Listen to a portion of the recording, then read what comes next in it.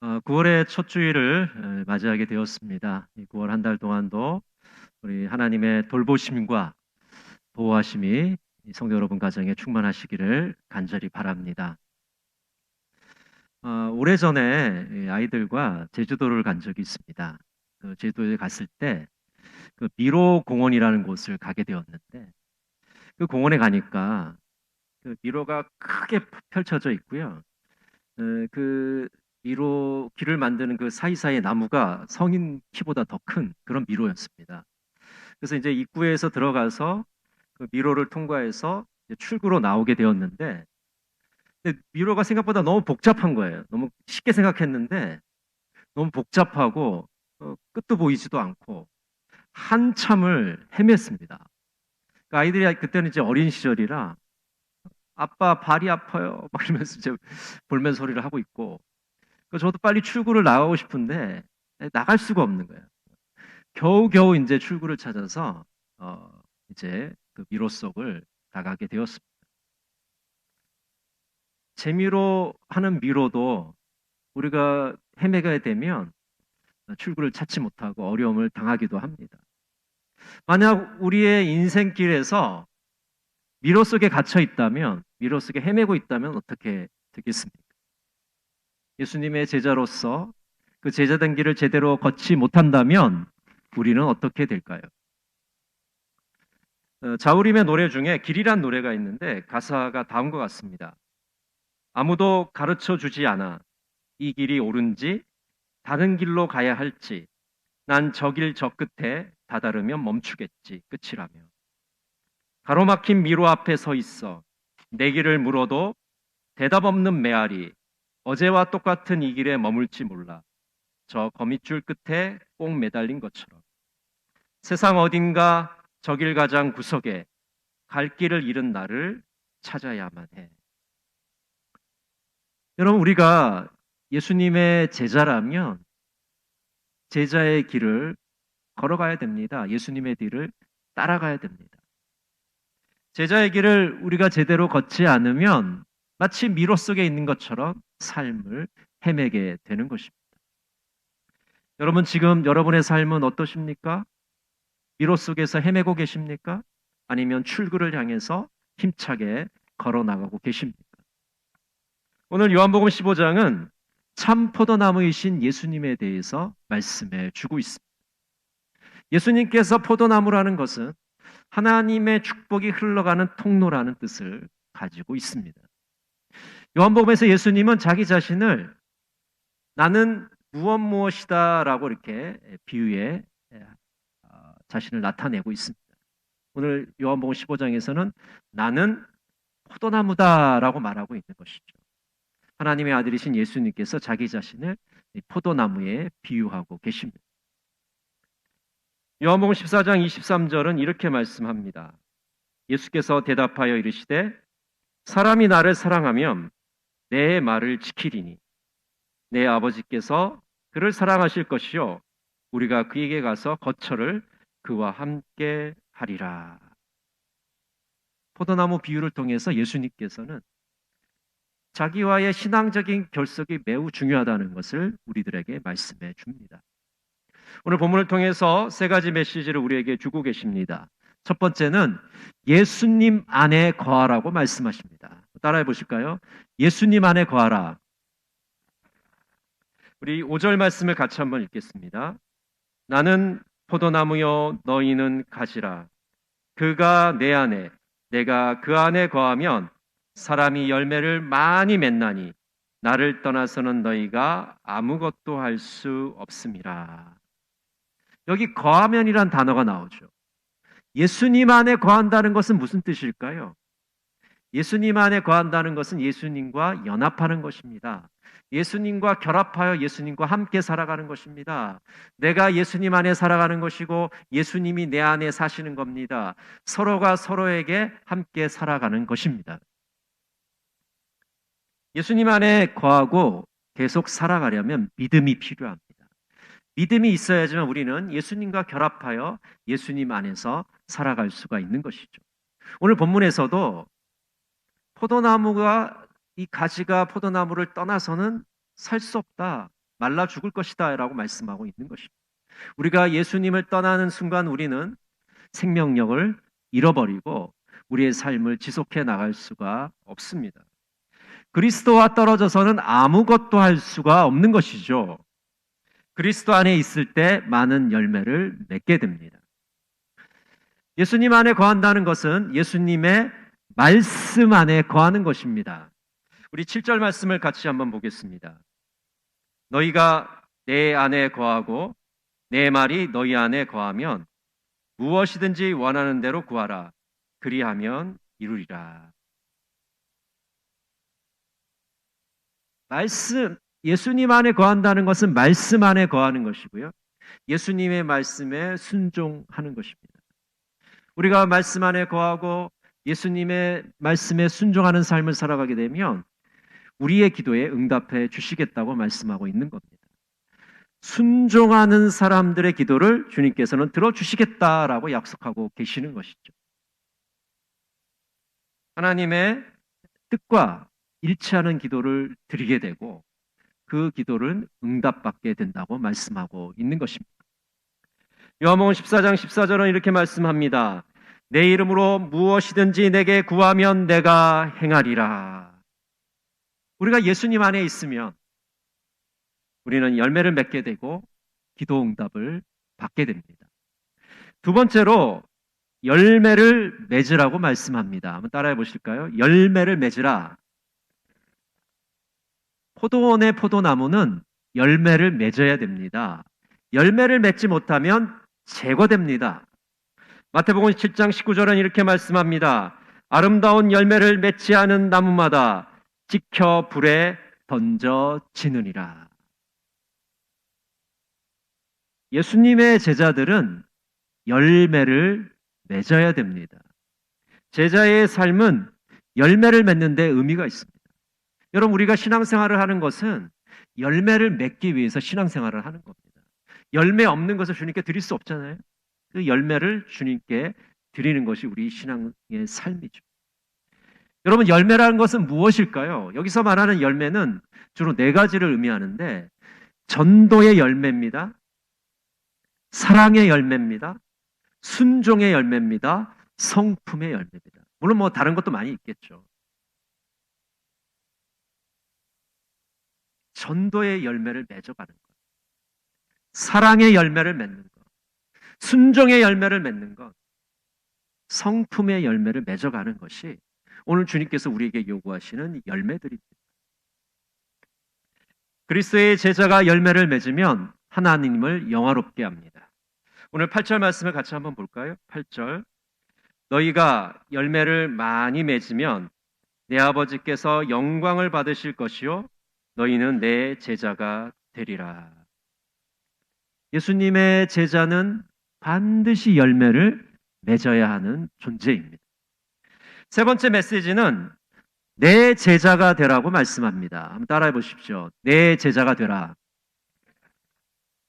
오늘 8절 다시 한번 읽겠습니다. 너희가 열매를 많이 맺으면 내 아버지께서 영광을 받으실 것이요 너희는 내 제자가 되리라. 세 번역에서는 오늘 개역 성경의 이 순서를 약간 바꿔놓고 있어요. 그러니까 우리가 열매를 많이 맺으면 예수님의 제자가 됩니다. 예수님의 제자가 되면 하나님께 영광을 돌리게 됩니다. 그럼 거꾸로 어떻게 하면 하나님께 영광을 돌리는 삶을 우리가 살 수 있을까요? 우리 장로교인의 목표가 그것이잖아요. 하나님께 영광을 돌리며 사는 삶 아니겠습니까? 솔리 데오 글로리아. 하나님께 영광을 돌리는 삶이 우리 장로교인의 삶의 목적인데 그러려면 예수님의 제자가 되어야 됩니다. 예수님의 제자가 되려면 열매를 많이 맺어야 됩니다. 열매를 많이 맺으면 예수님의 제자가 됩니다. 그것이 하나님께 영광이 됩니다. 예수님에게 가장 중요한 것은 하나님 아버지의 영광이었습니다. 예수님과 제자들이 가장 중요하게 생각한 것은 하나님께 영광을 돌리는 것입니다. 우리가 열매를 많이 맺어서 예수님의 제자가 되면 하나님께 영광을 돌리게 되는 것입니다. 오늘 본문의 세 가지 메시지는 이 선교적 교회와 깊은 관련성이 있습니다. 선교적 교회는 선교는 교회의 본질이라고 말합니다. 한번 따라해 보실까요? 선교는 교회의 본질이다. 교회의 본질이란 말은 교회 프로그램이 아니라는 겁니다. 교회의 사역의 일부가 아니라는 거죠. 그러니까 선교라는 것은 그저 선교사들 선정해서 파송해서 기도 후원하고 물질 후원하고 그런 것으로 그치는 것이 아니라는 겁니다. 선교의 관찰자, 선교의 구경꾼 아니라는 겁니다. 내가 바로 주님의 선교사다. 하나님의 선교사라는 것입니다. 나는 그저 선교사를 보내는 사람, 기도만 해주는 사람, 물질 후원해 주는 사람만이 아니라 내 자신이 바로 선교사라는 확신을 가져야 됩니다. 여러분, 우리가 일주일 동안 살아가는 삶이라는 것이 그런 거 아니겠습니까? 우리 찬양해 주신 대로 모든 것이 다 하나님의 은혜인데 그곳은 그렇게 밝은 곳만은 아닙니다. 치열한 삶의 전투가 벌어지는 영적인 현장이에요.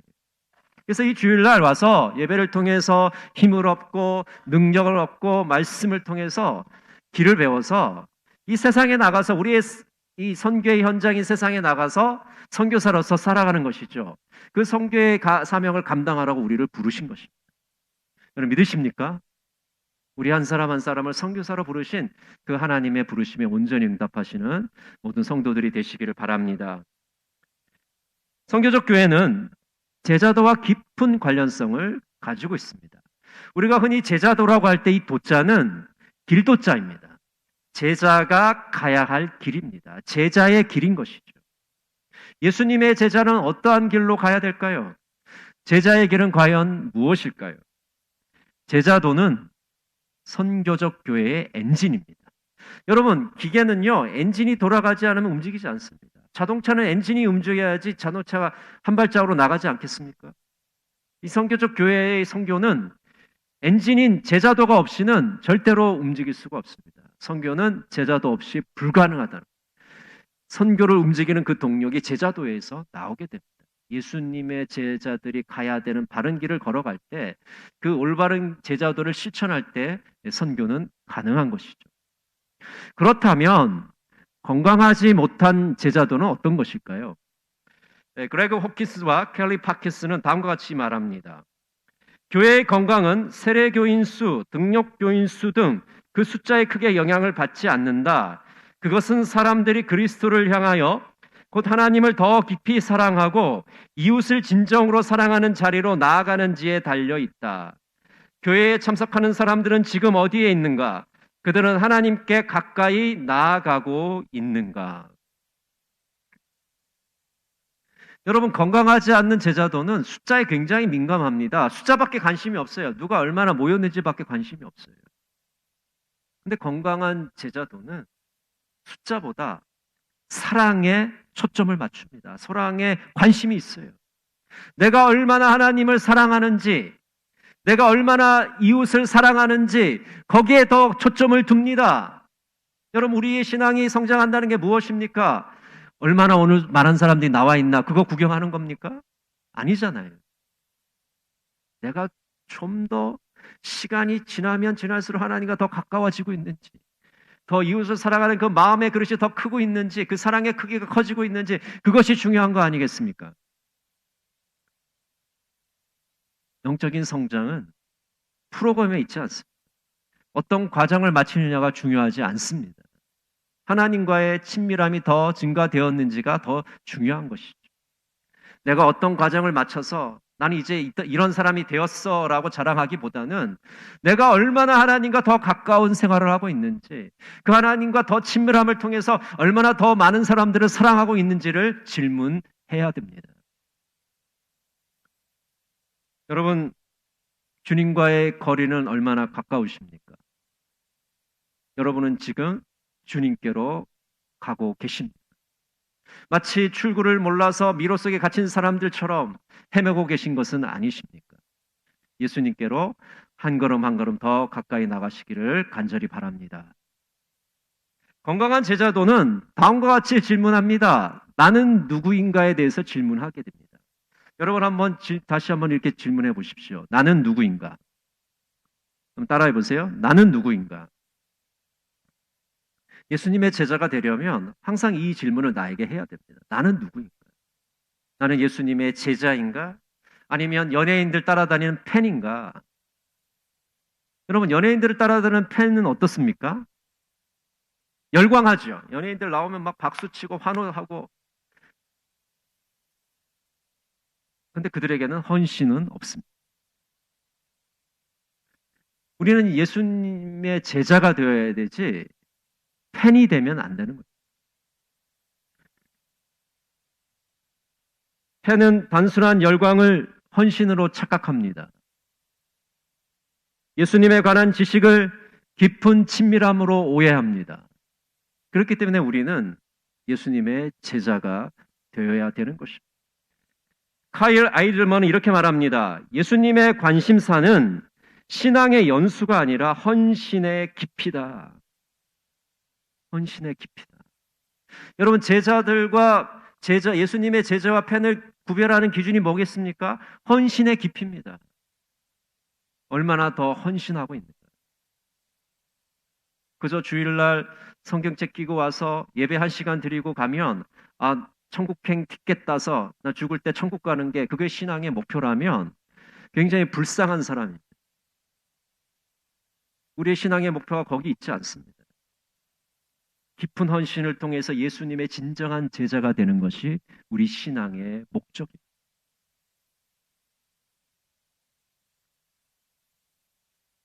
팬은 열광하고 좋아하지만 헌신하지 않습니다. 제자는 열광하지 않아도 깊이 헌신합니다. 오늘 이 아침에 여러분 자신에게 이렇게 질문해 보시기 바랍니다. 나는 예수님의 제자인가? 단순히 팬인가?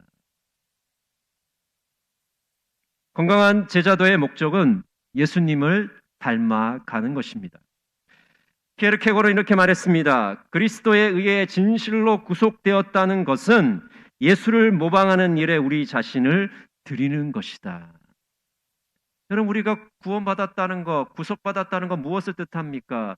예수님을 모방해 가고 있다는 겁니다. 예수님을 닮아가고 있다는 겁니다. 우리의 모델이, 신앙의 모델이 예수님이시라는 거예요. 엉뚱한 인간 모델을 세워놓고 그것에 만족하는 것이 아니라는 거죠. 예수님이 우리 신앙의 모델입니다. 예수님을 모방하는 게 우리 신앙 생활이에요.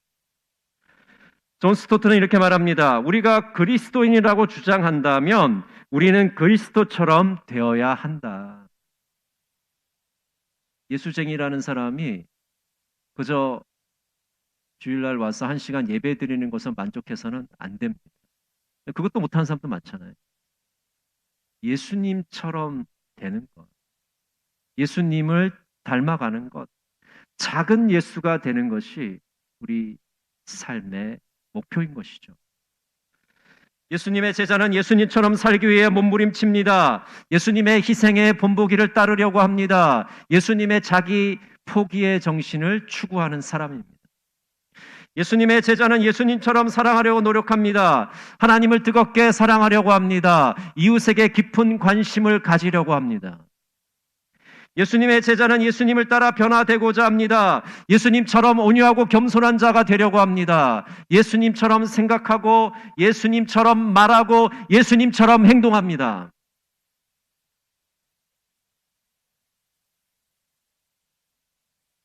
건강한 제자도는 믿지 않는 자들에게 복음을 전하려고 합니다.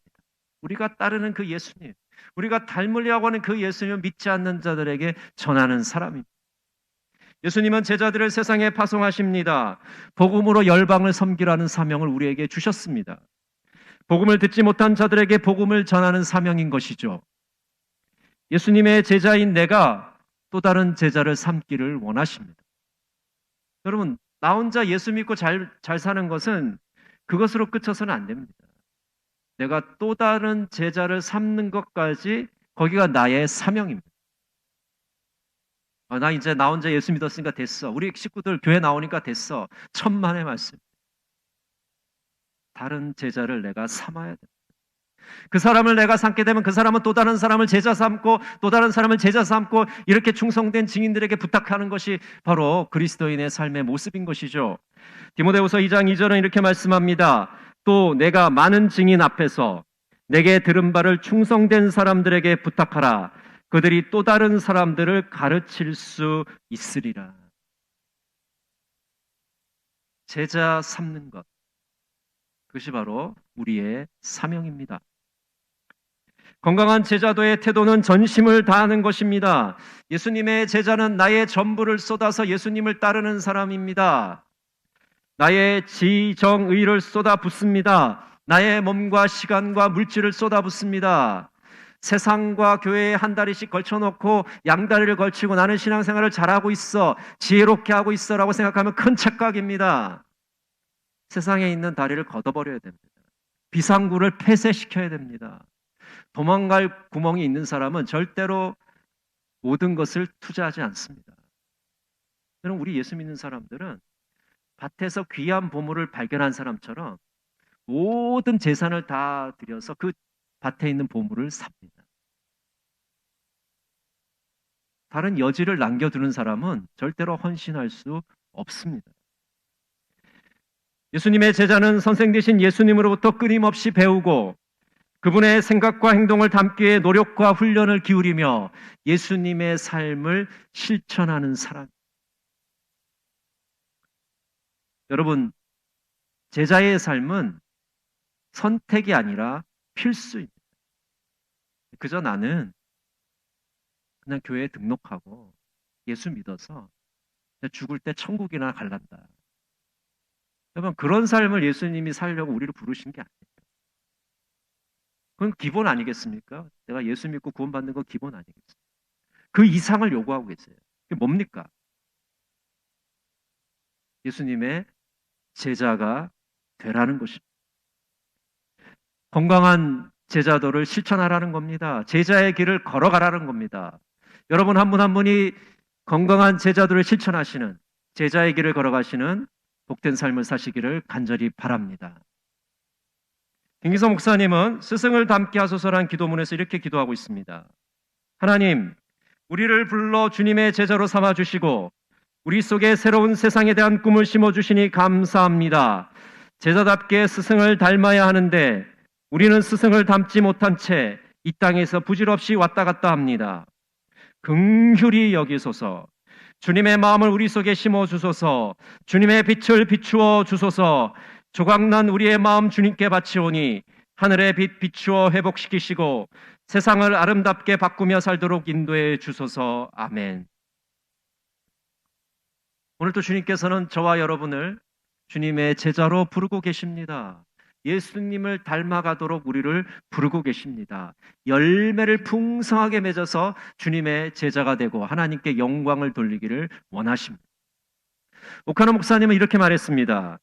우리는 각기 다른 모습과 다른 은사를 가졌으나 우리가 가야 할 길은 하나, 오직 제자의 길이다.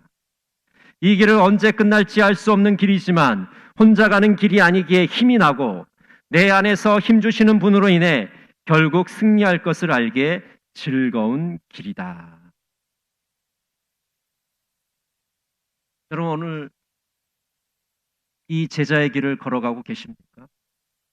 미로 속에서 어디로 가야 될지 몰라서 우왕좌왕하는 그런 삶이 아니라 정말 건강한 제자도를 실천하면서 선교적 교회로 우리를 부르신 그 부름에 응답하면서 예수님의 제자의 삶을 걸어가시는 우리 동강의 모든 성도들이 되시기를 간절히 바랍니다. 기도하겠습니다. 사랑의 하나님, 예수님의 제자라면서 미로 속에서 길을 헤매고 있지는 않습니까? 어떤 길로 가야 할지 몰라서 우왕좌왕하고 있지는 않습니까?